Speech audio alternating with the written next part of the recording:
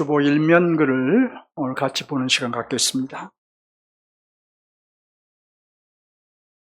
하나님이 받으시는 헌상, 왜 우리는 헌상을 해야 할까요? 하나님께서 물질을 요구하신 데에는 이유가 있습니다. 첫째는 하나님께서 우리를 구속하여 자기 소유 삼으셨으니 우리로 하여금 하나님의 소유임을 인정하라는 것입니다. 둘째로 우리의 육체는 물질 없으면 생명이 끊어지고 우리의 물질은 많든 적든 하나님께서 주신 것이니 우리의 생명이 하나님께 있음을 인정하라는 것입니다. 셋째, 우리를 구속하여 교회로 부르셨기에 물질을 드리는 헌신으로 그리스도의 몸인 교회를 이루는 일에 동참하라는 것입니다. 이런 면에서 우리의 헌상은 의무인 것입니다. 가장 중요한 헌상은 무엇일까요? 위에서 말씀드린 헌상의 의의를 잘 드러내는 것이 11조입니다. 11조를 드림으로 내가 하나님의 소유임을 고백하고 헌신의 표입니다. 내 생명의 근원임이 하나님이심을 고백하고 존재 근원의 표입니다. 그리스도의 몸인 교회 이름에 동참하는 것, 교회됨의 표입니다.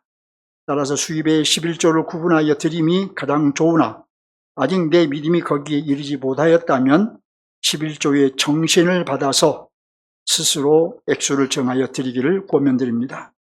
왜 예배 시에 헌상을 드려야 할까요? 예배에서 우리가 올려드리는 것은 찬송과 기도와 헌상이며 하나님께서 우리에게 주시는 것은 말씀입니다. 따라서 예배에서 헌상이 없으면 참 예배가 성립될 수 없습니다. 특별히 주일 공예배는 반드시 물질을 드려야 하는 것입니다. 헌상을 생각하면 부담이 될 수 있습니다. 드리고 싶어도 물질적으로 현실적으로 드리지 못하는 경우도 있습니다. 이것을 극복하는 것이 믿음이고 성숙한 신앙인일 것입니다. 또한 여기에 복도 있습니다. 제가 헌상에 대한 설교는 거의 하지 않죠. 그러나 매년 연초가 되면 헌상에 대한 가르침을 여러분들에게 이런 식으로 말씀드리고 했는데 어제 이 글을 쓰고 있는데 어느 동료 목사님이 교회에 들려서 그 동료 목사님과도 이 글을 좀 같이 나누었습니다. 그리고 이 글을 쓰면서 사실 처음에는 이 한 번으로 끝내려고 했는데 아마도 다음 주 한 번쯤 헌상에 대한 것을 조금 더 말씀을 드리지 않을까 그런 생각을 가지고 있습니다. 헌상에 대한 정확한 이해를 하고 헌금 생활을 해야지 그냥 드린다고 하나님이 받으시는 것은 아니다. 헌상의 의의가 뭔가를 정확하게 알고 헌금 생활도 해야 된다는 것.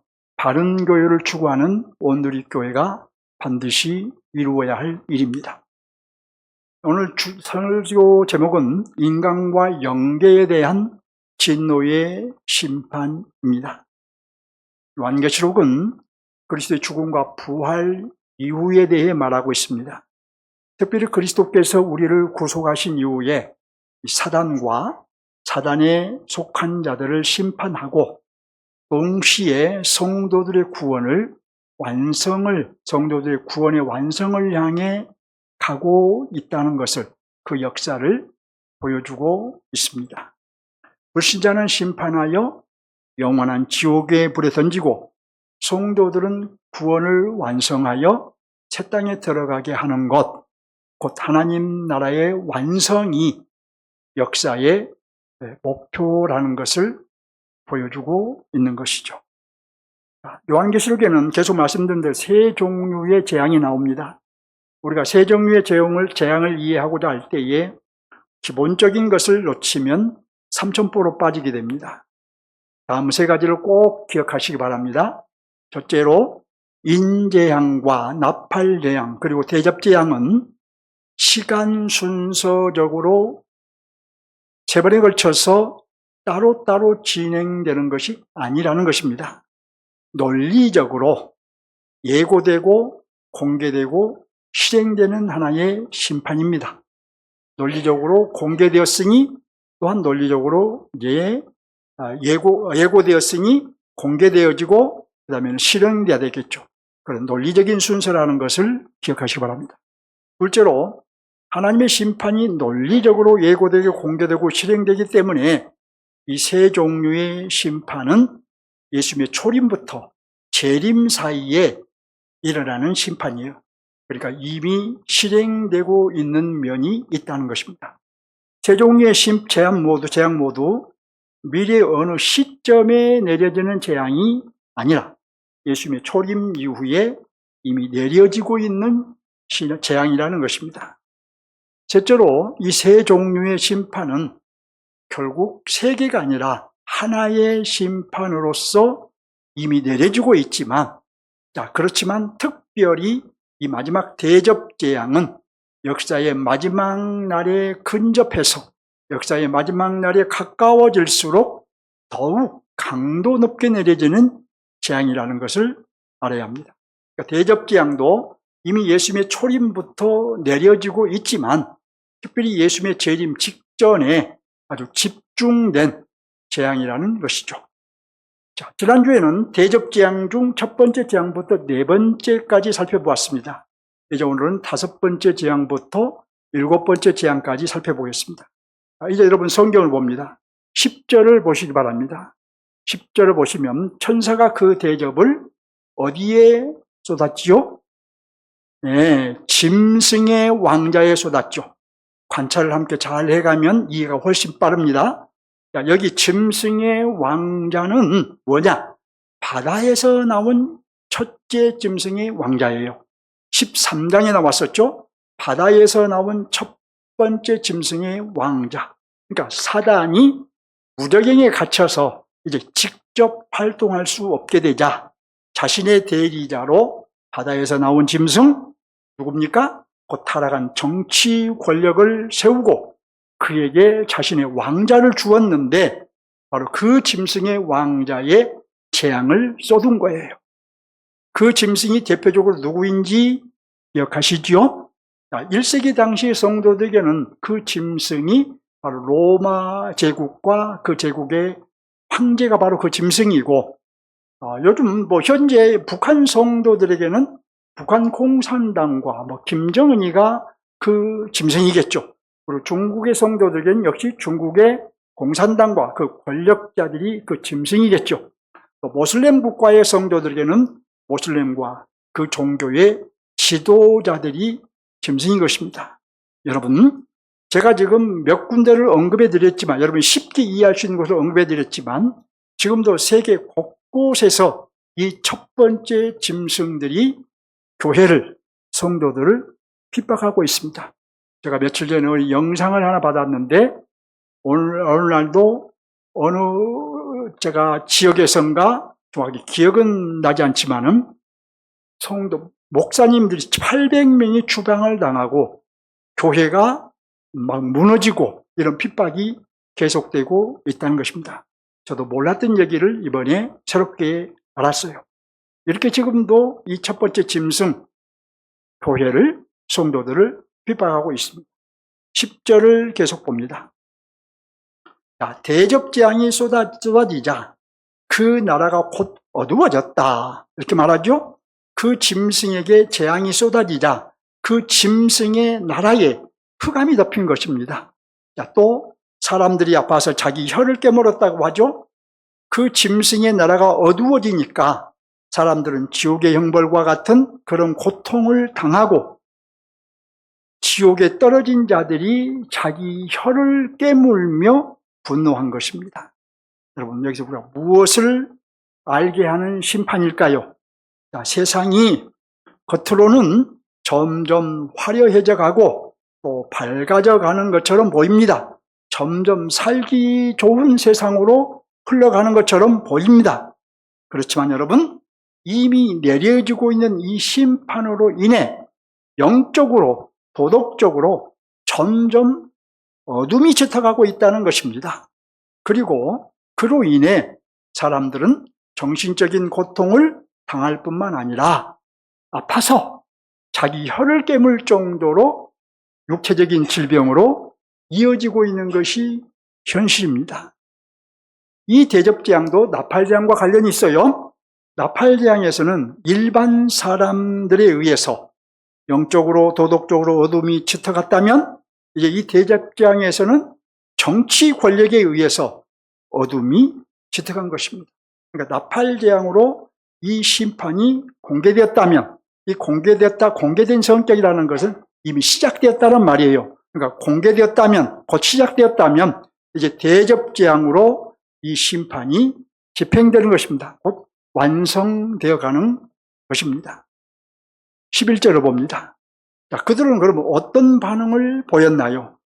아프고 종기가 난 것으로 인해 회개를 했습니까? 그렇지 않아요. 회개하지 않았어요. 오히려 하나님을 비방했다고 하지요. 오늘날 사람들이 영적으로 도덕적으로 어둠에 빠지고 그로 인해 정신적인 고통과 육체적인 고통을 당하는 것은 하나님의 진노의 대접재앙이 쏟아지고 있다는 방증인 것입니다. 하지만 세상 사람들은 자신들의 고통이 하나님의 진노의 대접재앙이 쏟아진 결과라는 것을 알지 못합니다. 따라서 회개하지 않죠? 따라서 오히려 하나님을 원망하고 비방합니다. 하나님 있으면 내가 왜 이런 고통을 당해야 되는가? 이렇게 말합니다. 하나님을 원망하고 부정합니다. 그러나 여러분, 우리 그리스도인들은 하나님의 진노의 대접재앙이 쏟아진 결과라는 것을 알고 영적으로 도덕적으로 어두워지고 또 육체적인 고통이 심해져 가는 것이 하나님의 진노의 대접재앙 결과라는 것을 알고 회개할 것은 속히 회개해야 되겠죠? 그리고 속히 주님이 재림하시길 대망해야 되겠죠. 그날에 그리스도인은 모든 육체적 고통에서 해방되기 때문입니다. 이제 12절을 봅니다. 여섯째 천사가 그 대접을 어디에 쏟았습니까? 12절을 보면은 큰 강 유브라데에 쏟았죠. 자, 그러자 그 강물이 말라버렸어요. 그래서 동방에서 오는 왕들의 길이 예배되었다고 합니다. 당시 여러분, 이 유브라데 강은 로마 제국과 파르티아 제국 사이에 놓여 있어서 종종 이 두 제국이 이 강을 사이에 두고 전선을 형성했다고 합니다. 싸우기 위해서 전선을 형성했다고 그래요. 그러니까 이런 배경을 가진 유브라데 강에 대접재앙을 쏟았다라는 이 말은, 그래서 왕들이 자유리 오갈 수 있도록 길이 열렸다, 마련되었다라는 이 말은 하나님과 사단 사이에 곧 큰 전쟁이 있을 것을 의미합니다. 나아가서 하나님은 이 전쟁을 통해서 사단을 완전히 심판하심으로 사단이 없는 세상을 만드실 것을 의미합니다. 사단은 최후의 발악을 해야 되겠죠? 이제 사람에 의해 심판을 받을 것이니 최후의 발악을 하겠다며 이 치밀하게 이 전쟁을 준비를 해요. 먼저 어떻게 준비하느냐? 13절에 보면 개구리 같은 새 더러운 영을 보냅니다. 내보내요. 그 더러운 새 영은 사단의 졸개인 황충, 곧 악령들입니다. 다음으로 사단의 졸개인 이 악령들은 이미 만들어진 길을 통해서, 아까 길이 만들어졌다고 했죠? 이 만들어진 길을 통해서 온 천하의 왕들을 다 불러 모읍니다. 그게 14절 얘기예요. 온 천하의 왕들을 다 한 곳으로 불러 모아요. 하나님을 대적하여 싸우기 위해서 악의 세력들을, 사단의 세력들을 다 불러 모은 것입니다. 악령들이 온 천하의 왕들, 곧 악의 세력들을 모은 곳이 어디냐? 여러분이 잘 아는 아마겟돈이라는 곳이에요. 여러분, 아마겟돈 전쟁이라는 말을 자주 들어보셨죠? 이 아마겟돈이라는 것이에요. 사단이 마지막 발악을 하기 위해서 이제 하나님과 전쟁을 준비한 것입니다. 이 전쟁으로는 어떤 성격의 전쟁일까요? 어떤 사람은 이 아마겟돈 전쟁을 실제로 일어날 전쟁이다, 문자적으로 그대로 해석을 해서 아마겟돈 전쟁이 실제로 일어나는 전쟁이다 이렇게 말하면서 이건 바로 세계 3차 대전이 일어날 것이고 세계 3차 대전이 바로 아마겟돈 전쟁일 거라고 예측을 합니다. 그렇게 말들을 해요. 하지만 그렇게 해석하는 것은 기본을 모르기 때문에 나오는 엉터리 해석이에요. 그들이 주장한 것처럼 이것이 세계 3차 대전이 바로 아마겟돈 전쟁이라면 아마겟돈은 지구상에 존재하는 지역이어야 하겠죠. 그런데 지구상에 이런 아마겟돈 전쟁, 아마겟돈이라는 지역은 실제 하는 지역이 아니에요. 아마겟돈 전쟁은 그러니까 물리적인 전쟁이 아니라 영적인 전쟁인 거예요. 하나님과 사단의 전쟁이라고 말씀드렸죠? 영적인 전쟁인 거예요. 영적인 전쟁이다라는 말은 교회와 사단의 전쟁 또는 하나님과 사단의 전쟁 이런 뜻이라는 거예요.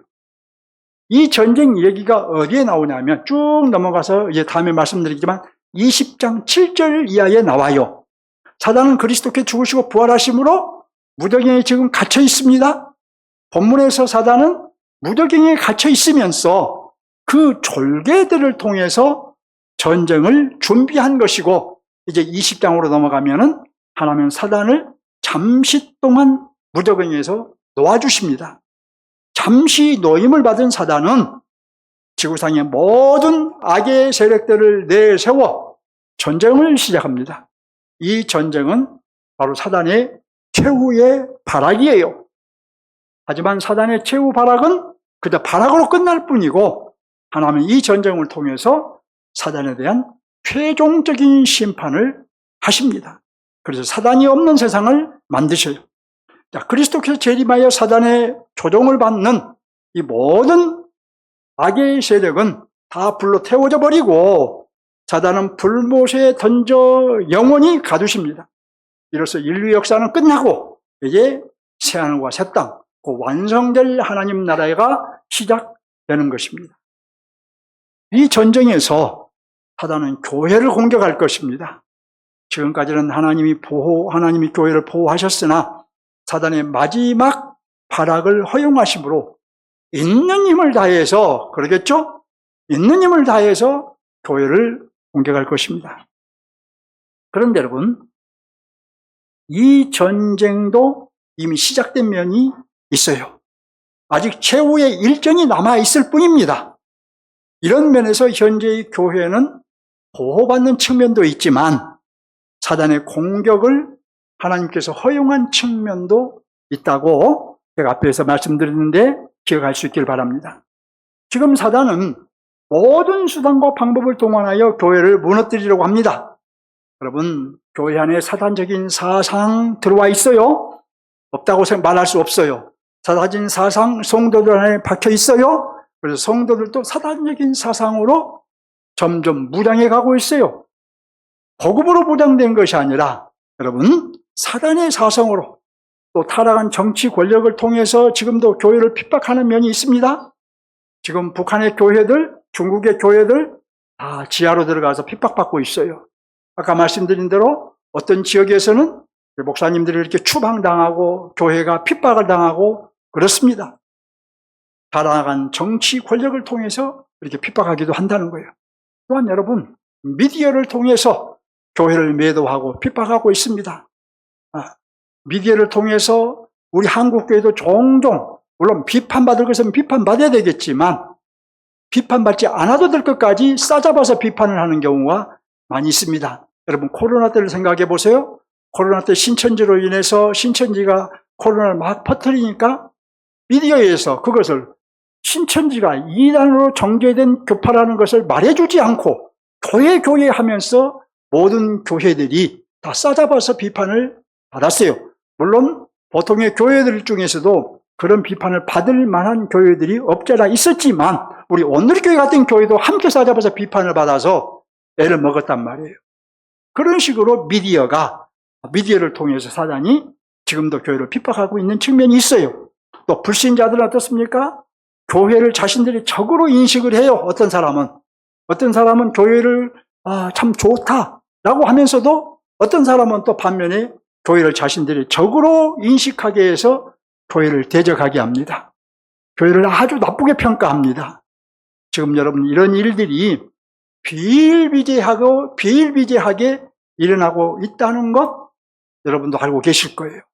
하지만 이제 최후의 일전이 가까워지면, 그 역사의 마지막 날이 가까워지면 이제 7번째 대접장이 쏟아져서 이제 하나님이 심판하실 때가 가까워지면, 그러니까 주님이 재림하실 때가 가까워지면 앞에서 말한 그런 것들보다 훨씬 더 심하게 공격을 해올 거예요. 아주 무자비할 정도로 공격을 해올 거예요. 하지만 그리스도의 재림과 심판으로 그 아마겟돈 전쟁은 종료됩니다. 사단이 아마겟돈 전쟁을 준비하고 있고 그 아마겟돈 전쟁을 통해서 교회를 심하게 핍박하겠지만, 그러나 교회를 핍박하는 것도 그래도 한계가 있을 것이고, 아마 이 사단은 마지막 심판을 통해서 이제 불못에 던져지고 더 이상 사단이 없는 세상이, 제한과 새 땅이 만들어질 거예요. 이처럼 아마겟돈 전쟁은 교회와 사단의 전쟁입니다. 곧 하나님과 사단의 전쟁인 것입니다. 그리스도의 재림과 심판으로 종료되는 바로 최후의 심판의 전쟁인 것이지, 지구상의 어떤 곳에 일어나서 제3차 세계대전이 될 것이다, 이렇게 이해하는 것은 성경에 대한 이해가 아주 잘못된 것이죠. 본문 17절을 봅니다. 일곱 번째 천사가 그 대접을 어디에 쏟았습니까? 공중에 쏟지요. 왜 공중에 쏟을까요? 여기 공중은 여러분 여러 가지 의미가 있겠지만 특별히 사단의 영역을 의미합니다. 에베소서 2장 2절에서도 사단을 공중의 권세 잡은 자라고 말을 해요. 그 공중의 대접을, 사단이 권세 잡고 있는 그 공중의 대접을 쏟자 큰 음성이 성전, 곧 하나님의 보좌로부터 났습니다. 17절을 보면 되었다라는 음성이 났습니다. 되었다라는 말은 이미 끝났다 또는 완성되었다 라는 의미예요.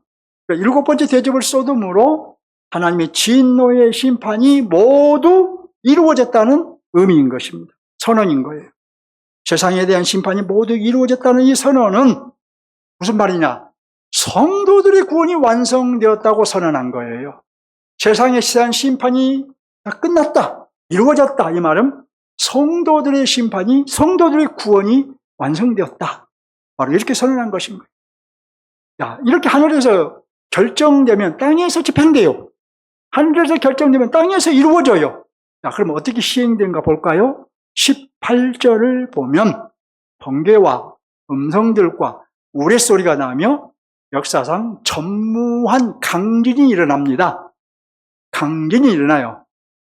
자, 또 19절을 보면 큰 성이 세 갈래로 갈라지고 만국의 성들이 다 무너져 버립니다. 또 20절을 보면 각 섬도 없어지고 산악도 사라져 버렸습니다. 각 섬도 다 없어져 버렸어요. 산악도 사라져 버렸어요. 또 21절을 보면 무게가 한 달란트나 되는 우박이 사람들에게 내렸습니다. 일곱 번째 대접 재앙으로 하나님 심판이 이루어졌습니다. 하나님의 심판이 다 이루어졌다? 이 말은 1세기의 성도들에게는 로마 제국이 심판을 받을 거라는 메시지였어요. 고난받고 있는, 로마 제국으로부터 고난받고 있는, 핍박받고 있는 1세기 성도들에게는 그 너희를 핍박하는 그 로마가 멸망할 것이다, 심판을 받을 것이다, 이런 메시지를 주는 거예요. 또 우리에게는 그럼 뭐겠습니까? 우리에게는 세상 나라가 심판받을 거라는 메시지예요. 저 세상 나라가 화려해 보이고 때로는 우리를 억압하기도 하고 그 세상 나라가 반드시 심판받을 것이다, 이런 메시지예요. 그런데 이 재앙도 나팔재앙과 관련이 있어요. 나팔재앙에서는 사람의 3분의 1, 여기 불신자들이에요. 사람은 3분의 1이 심판을 받아 죽었지만 대접재앙으로 모든 사람들, 그러니까 이게 모든 사람, 불신자들 말이에요. 우리를 말하는 거 아니에요. 불신자들이 다 심판을 받아 죽습니다. 왜냐하면 이 대접재앙으로 하나님의 모든 재앙이 마치기 때문이에요. 자, 논리적인 면에서 예고되고 공개되고 실행되어서 마침내 종료된 거예요. 논리적인 면이라는 것은 반대로 시간적인 순서가 아니라는 것을 말씀드리는 거예요. 예고되었고 공개되었고 집행된 거예요. 자, 시작과 완성이라는 면에서 시작했으면 완성이 있겠죠? 시작과 완성이라는 면에서 나팔재앙은 시작을 말하고 이제 이 대접재앙은 완성을 말합니다. 그러니까 나팔재앙으로 시작되어 대접재앙으로 완성되는 것이죠.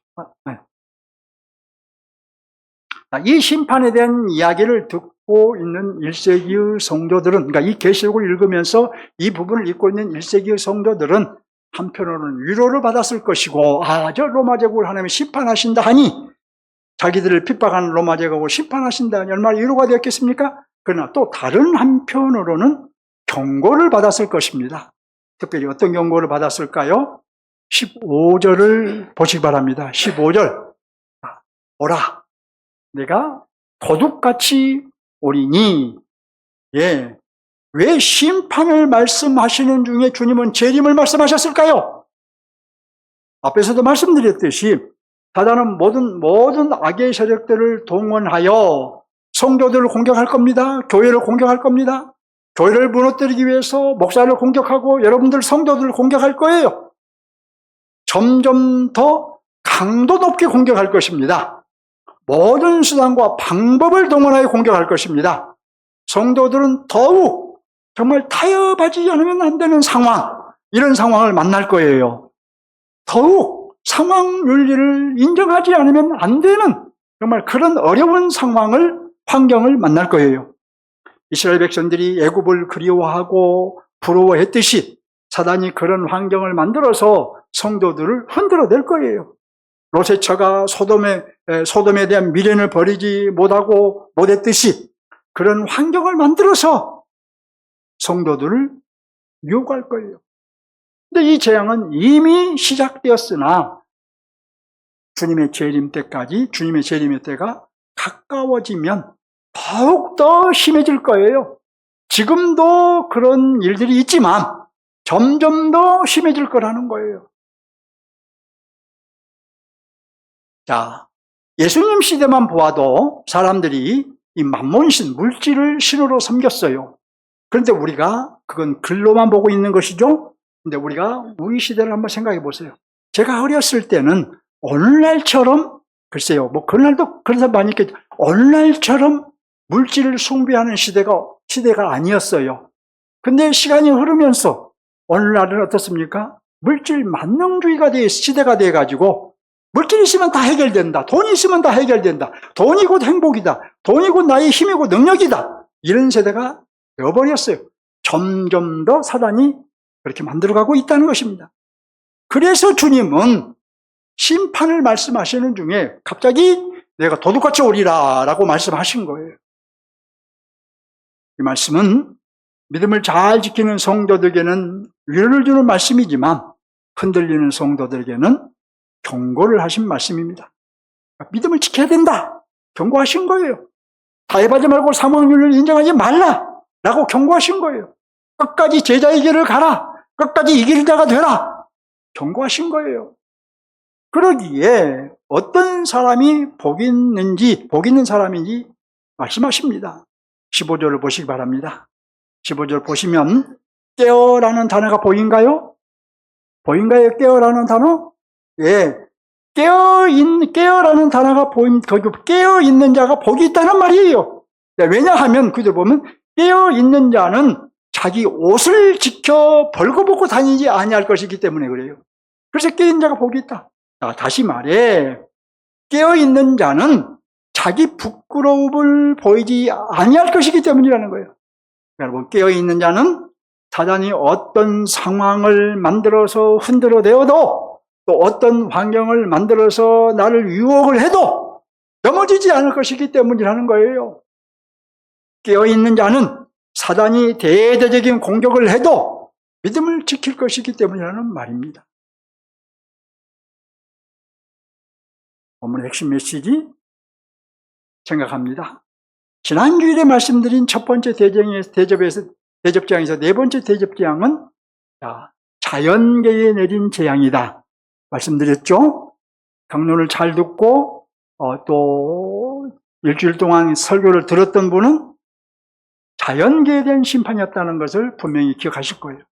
그리고 오늘 말씀드린 재앙 중 다섯 번째 재앙 그리고 일곱 번째 재앙은 인간 세계에 대한 재앙이에요. 5번째와 7번째는 인간 세계에 대한 재앙이에요. 그리고 이제 중간에 6번째 재앙은 아마겟돈 전쟁을 통해서 사단을 심판하는 재앙이에요. 영계에 대한 심판인 것이죠. 하나님의 심판이 주는 첫 번째 메시지는 피조세계, 자연계, 인간, 심지어 사단까지 피조세계 전반에 걸친 우주적인 심판이라는 것입니다. 하나님이 창조하신 모든 세계에서 악을 제거하는 심판이라는 거예요. 지난주 말씀과 연관시켜 말씀드려보면 하나님의 완전하고 확실하고 이 맹렬한 심판은 부분적인 심판이 아니라 보이는 것과 보이지 않는 것 일체에서 악을 제거해버리는 전면적인 심판이라는 말입니다.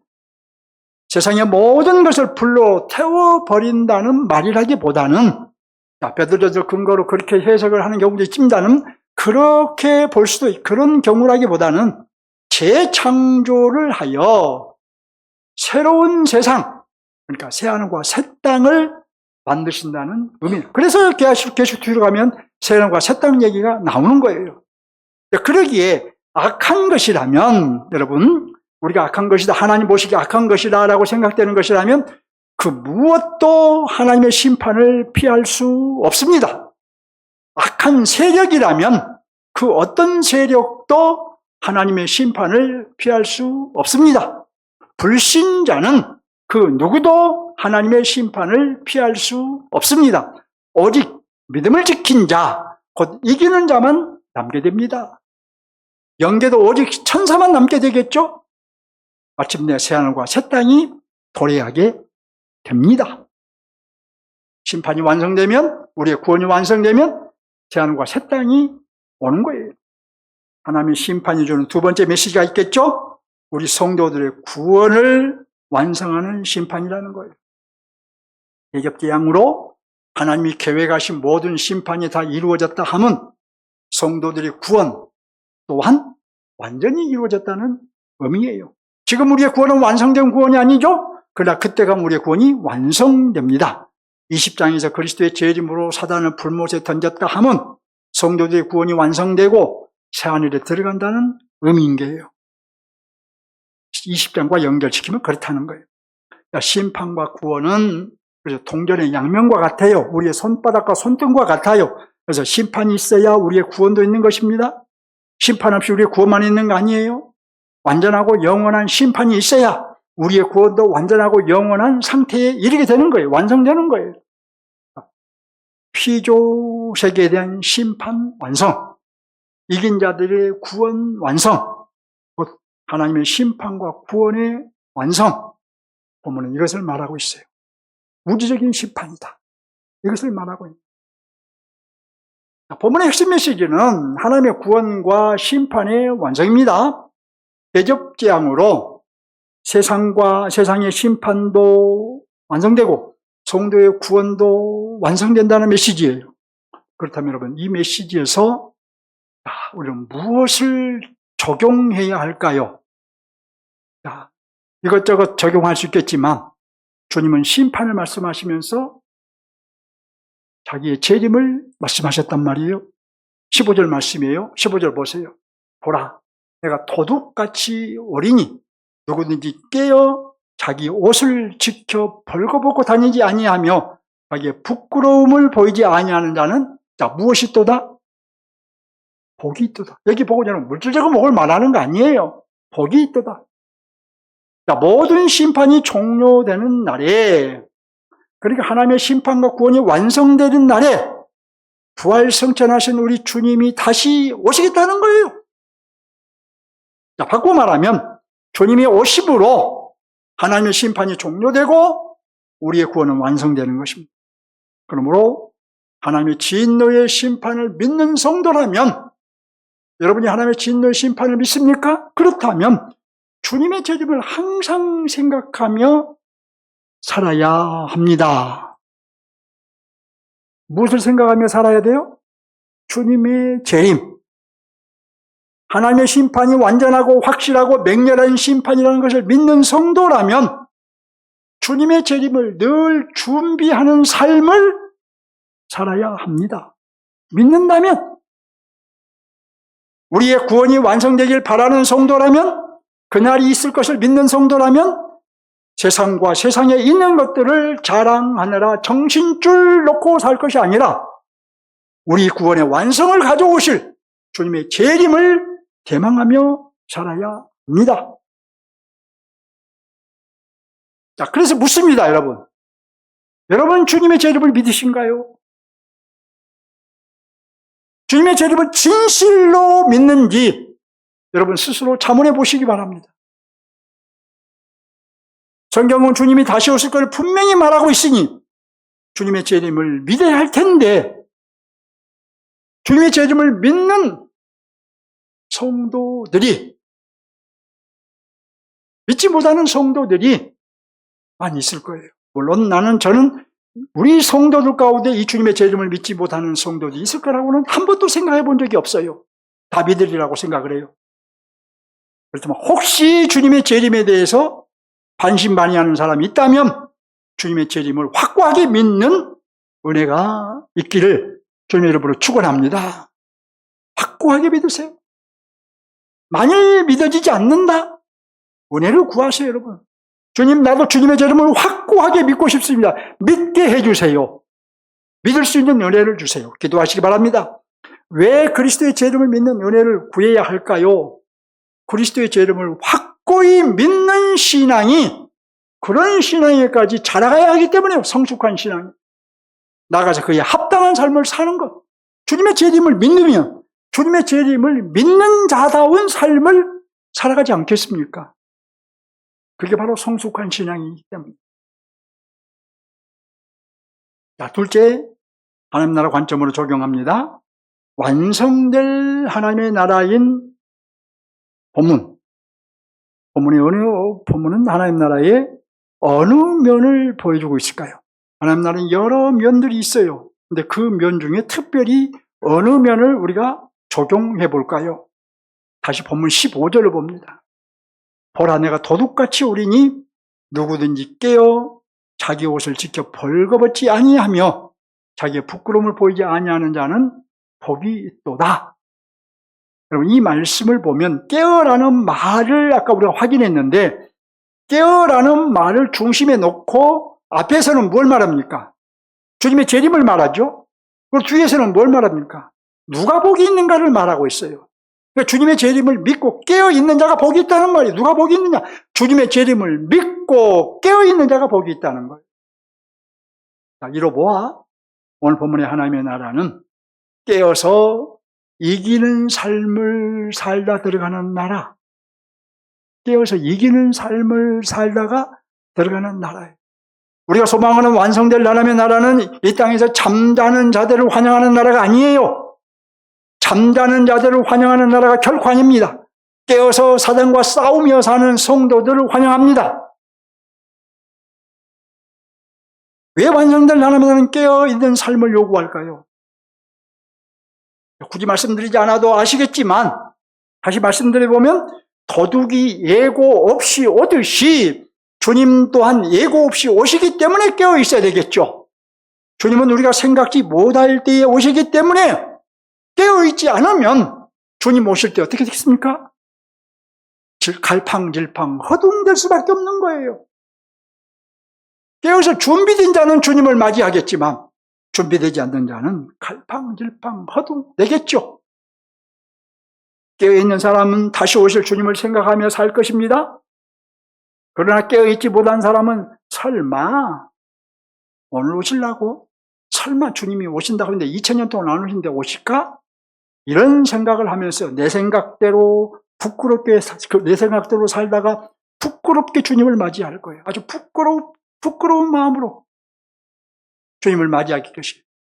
여러분, 신부가 신랑을 생각하지 않고 자기 생각대로 사는 사람은 신랑 대신 주님을 맞이할 자격을 갖추지 못한 것이죠. 신부가 자기 마음대로 신랑이 오시기를 기다리지도 않고 바라지도 않고 내 마음대로 사는데 어느 날 신랑이 왔어요. 그는 신랑을 맞이할 자격이 없는 거죠. 깨어있는 사람은 주님의 충성된 종으로 살 것입니다. 그러나 깨어있지 못한 사람은 자신을 위해 살 것입니다. 자신을 위해 충성할 거예요. 그날은 아버지 외에는 아무도 모르니, 심지어 주님 자신도 모르고 천사도 모르니 어떻게 되겠습니까? 항상 깨어서 준비한 성도만이 기쁨으로 주님을 맞이할 수 있을 거예요. 어느 날 갑자기 천사들의 나팔 소리가 들리면서 주님이 하늘로부터 구름을 타고 내려오시면, 구름 타고 올라가신 그대로 오신다고 했으니 주님 오실 때에 자, 우리가 주님을 맞이하기 위해 공중으로 끌어올려간다 라고 말씀드렸죠. 어떤 놀라운 힘에, 큰 힘에 의해서 우리가 주님을 하늘로 들림을 받는데, 그건 바로 우리가 주님을 영접하러 가는 거예요.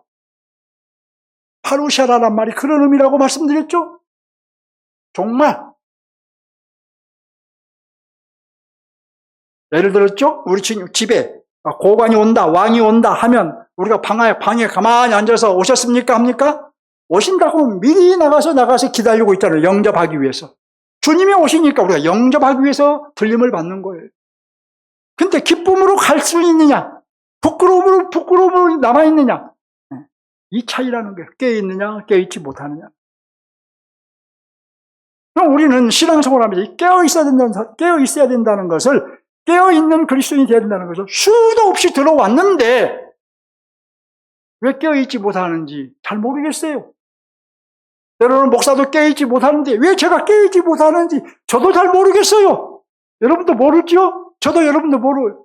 그러나 우리가 이 말씀을 통해서 다시 한번 깨어있어야 된다는 사실, 이것을 아주 큰 충격으로 받아들여야 할 것입니다.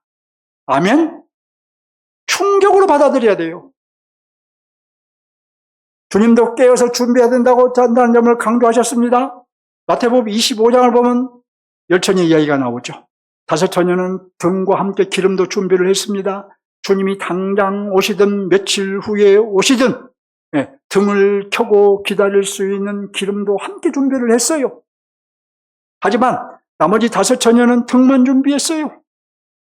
그들은 신랑이 더디 오실 수도 있다는 생각을, 아니 더디 오실 것이다, 아니 설마 지금 오실까? 이런 생각을 가지고 더디 오셔도 등을 켜고 기다릴 준비를 하지 못한 거예요. 기름이 없으니 못 켜는 거죠. 준비를 한다고 했어요. 등을 준비했어요. 그런데 턱없이 미흡한 준비를 한 것이죠. 드디어 신랑이 왔습니다. 등과 기름을 다 준비하고 있던 5처녀는 등을 켜고 기쁨으로 신랑을 맞이했습니다. 하지만 등만 준비하고 있었던 5처녀들은 신랑을 맞이하지 못했고 결국 어떻게 됐느냐? 혼인잔치에 들어가지를 못했어요. 성경에서 혼인잔치는 뭐냐? 하나님의 나라를 의미해요. 그러니 준비가 덜 된 5처녀는 하나님 나라에 들어가지 못했다는 말이 된 것이죠. 껴있어야 되겠죠? 준비해야 되겠죠? 우리는 다 일상의 삶을 살고 있습니다. 일도 하고 잠도 자고 시집 장가도 가는 등 우리에게 주어진 일상의 삶을 성실하게 열심히 살고 있습니다. 우리가 일상의 삶을 열심히 사는 것은 아주 잘하는 일이에요. 하지만 우리는 주님이 언제 오시든 맞이할 수 있는 준비를 하면서 일상의 삶을 살아야 합니다. 주님은 갑자기 오실 것이기 때문에 항상 신랑을 맞이할 준비가 되어 있어야 된다는 거예요. 오늘이라도 주님 오시면 나는 주님을 맞이할 수 있는 준비가 되어 있어야 된다는 거예요. 어떤 환경에서도 믿음을 지키며 일상의 삶을 살아야 합니다. 그러므로 어떤 경우에도 그리스도인의 정체성을 지키며 일상의 삶을 살아야 합니다. 설사 핍박을 받아도 굴하지 않고 우리가 타협하지 않고 상황 윤리를 인정하지 않으며 일상의 삶을 살아야 합니다. 경제적인 핍박을 받아도, 경제적인 손해를 보아도 일상의 삶을 살아야 돼요. 믿음을 지키면서. 신랑을 맞이할 준비가 되어 있는 성도는 믿음을 지키고 충성했던 그 보상을 받게 될 거예요. 필라델피아 교회에 말씀하신 대로 마지막 시험 때에 넘어지지 않고 그 시험을 통과할 것입니다. 또 20장 7절에서 말씀하신 대로 사단이 무적행에서 놓여 우리를 공격할 때에, 교회를 공격할 때에 싸워서 이길 것입니다. 구원이 완성되어 새 땅에 들어가 영생을 할 겁니다. 이 보상을 받을 거예요. 점점 여러분 다가오는 하나님의 진노의 심판을 한번 상상해 보십시오. 하나님은 여러분 우리에게 특별히 주셨는데 상상력을 주셨어요. 짐승은 동물은 갖지 못하는 상상력을 우리에게 주셨어요. 이 상상력을 발휘해서 하나님의 진노의 심판이 점점 다가오고 있는 그 진노의 심판을 한번 상상해 보세요. 마지막 대접장이 쏟아지는 그 상상을 해보세요. 이긴 자들의 구원이 완성되는 그날, 곧 새 땅에 들어가는 그날을 상상해 보세요. 구름을 타고 다시 오시는 주님을 상상해 보세요. 주님을 맞이하기 위해서 우리가 공중으로 들려 올림 받는 것을 그런 사람들과 두려움 가운데 들림받은 성도들을 바라보는 덜덜덜 떨고 있는 그 사람들을 상상해 보세요. 여러분은 어떤 사람이 되길 원하신가요? 저는 주님이 다시 오실 때에 공중으로 올려져서 다시 오시는 주님을 영접하기를 원하고 원합니다. 내가 그 안에 죽는다면 데살로니가전서 4장 14절에서 말한 대로 주님과 함께 있다가 주님 따라서 내려와서 주님과 함께 내려와서 또 고린도전서 15장에서 말한 대로 새 몸을 입고 영광스러운 부활에 이르기를 원하고 또 원합니다. 또 하나 내가 정말로 간절히 원하는 것은 여러분들 한 사람 한 사람 빠짐없이 저와 동일한 은혜를 누리기를, 그 은혜 안에 들어가기를 정말 원하고 기도합니다.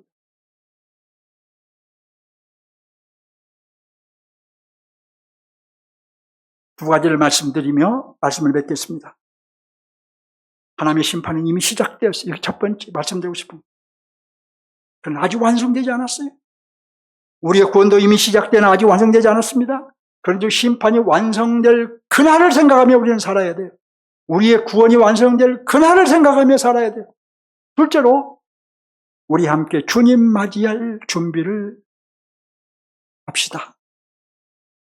주님 맞을 준비. 결코 나는 다 이루었다고 말하지 마세요. 결코 나는 어느 정도 되었다고 말하지 마세요. 결코 나는 다 했다고 자만하지 마세요. 또 나는 하고자 해도 안 돼, 못해 라면서 포기하지 마세요. 나는 신앙생활을 이렇게 몇 년 해왔는데도 안 돼요. 목사님은 자꾸 하라 그러는데 나는 잘 안 되는 걸 어떻게 해요? 포기하지 마시라는 거예요.